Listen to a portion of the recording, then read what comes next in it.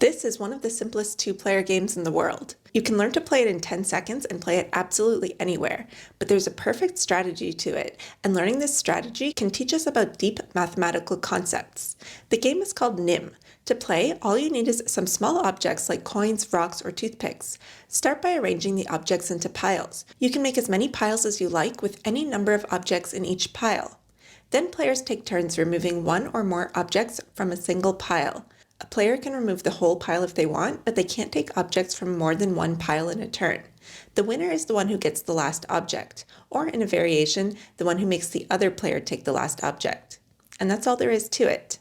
Now for the perfect strategy.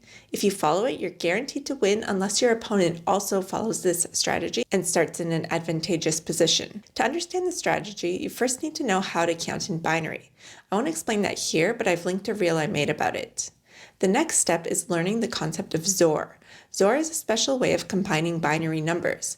Suppose you want to XOR the binary numbers 0, 1, 1, 3, and 1, 0, 1, 5. First, write them one above the other, with digits lined up. Then determine whether there's an even or odd number of ones in each column.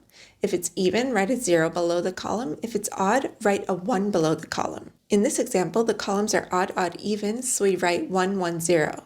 This number is the XOR of the numbers above it. It works the same way if you need to XOR more than two numbers. The perfect strategy in NIM is to make sure that after each of your turns, the piles XOR to 0. Here's an example. Suppose the piles have 5, 4, and 2 objects and it's your turn. Step 1, express the number of objects in each pile in binary. Step 2, determine the XOR of the piles.